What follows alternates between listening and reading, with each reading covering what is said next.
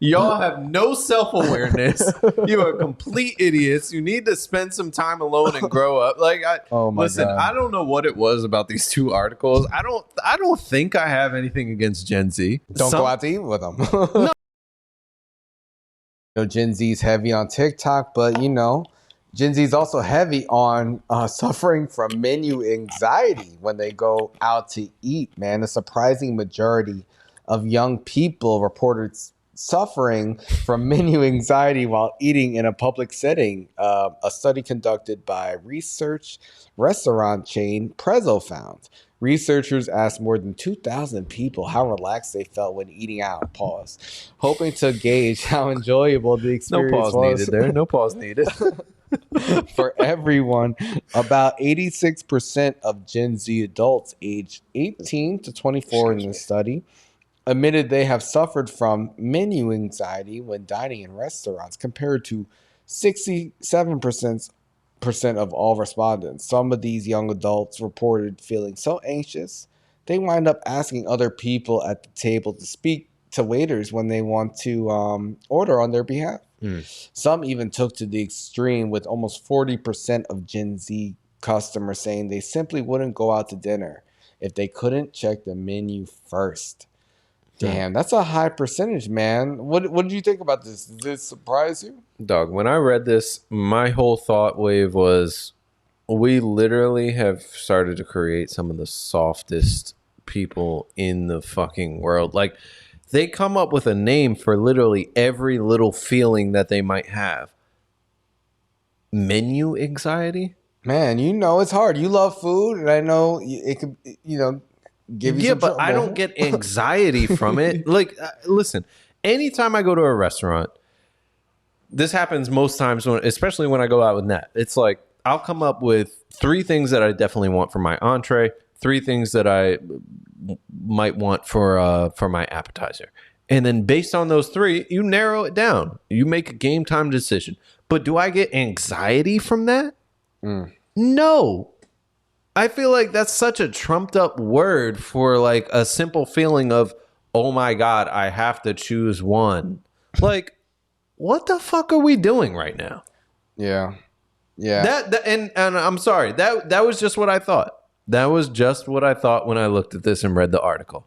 Yeah, I was surprised that the number was that high. I mean, I wasn't super surprised that people experience this, because I've been out with younger people, and I understand the difference of dynamic of people who kind of grew up, more in the real world than on the internet. And these Gen Z people, they were kind of more sheltered in a way. But 86% is such a crazy high number. That's like almost all of them. But that's also, you know what that tells me as well? It tells me that we take these words that are supposed to mean serious things, anxiety, and everybody just wants to, I don't know if it's FOMO, I don't know what it is, but everybody's like, oh my God, this makes me so anxious. Like, nah, you don't have like tension, worried thoughts, physical changes, increased blood pressure. Like, that's what anxiety is. Anxiety is shit that makes you have a panic attack. It makes you have literally physical emotions that make you sick. That's anxiety. Yeah.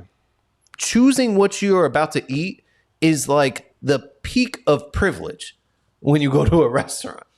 And people are anxious about that. This is stupid. Yeah. People are soft, man. Y'all got to stop with this bullshit. Yeah. Talking about you so anxious. You're not genuine. You ain't anxious. Get the fuck out of here.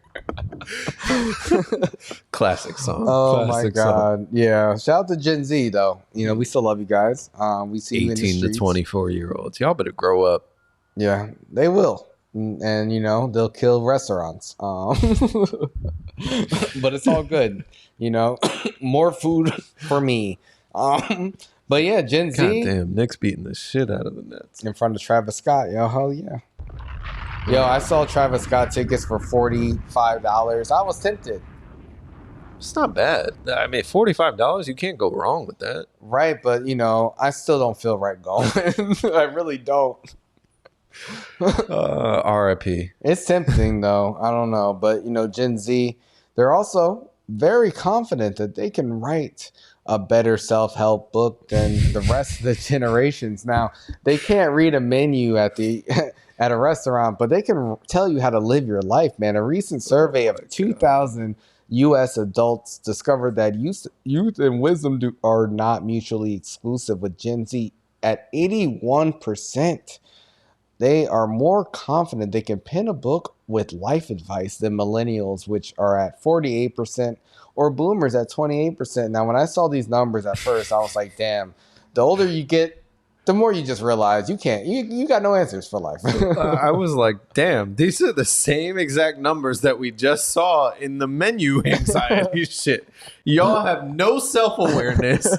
You are complete idiots. You need to spend some time alone and grow up. Like, listen, God. I don't know what it was about these two articles. I don't think I have anything against Gen Z. Yeah. Like, I have nieces that are in Gen Z, and I love them very much, and they don't piss me off. But Don't go out to eat with them. No, I do. That's what I'm saying. But when I go out to eat with them, they know what they want. Like, yeah, they not the 80%. I don't think they're naive enough to think that they have enough wisdom at age 21 and 18 to be able to write a self-help book. It sounds like a good conversation for Christmas, man. They haven't even experienced life. Like, life is really, in all reality, just starting when you're like in that 18 to 24 range. Yeah. Yeah. Even for us at our age, we're still very early in life. Yes. The next 25 years is really going to tell us about like who we are and really define everything that'll come for the 30 years after that. But like, dude. Yeah, it's crazy. Like 81%. People are nuts. Yeah, young people are nuts. I feel like their perception, though. Yeah. Like, it's just crazy. It's so off.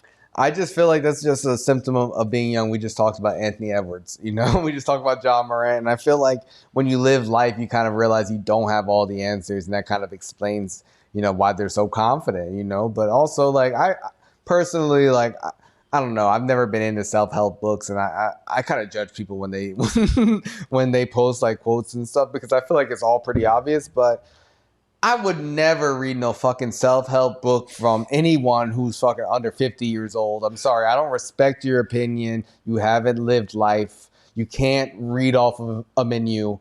Shut the fuck up. Dude, I think it's very ironic that, like, based on the generations, like Gen Z, millennials, boomers, the percentage just continues to go down for the number of people that think they could actually write a self-help book. Yeah.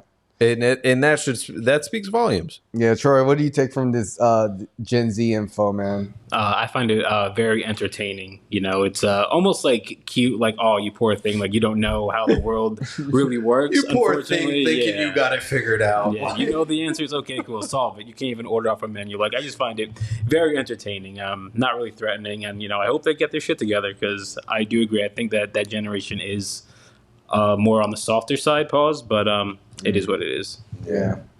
Yeah, it is what it is, man. Hopefully they get it together. Subscribe on YouTube, subscribe on Spotify, follow on Instagram, Twitter, TikTok. Like all the apps. We're everywhere. We are everywhere.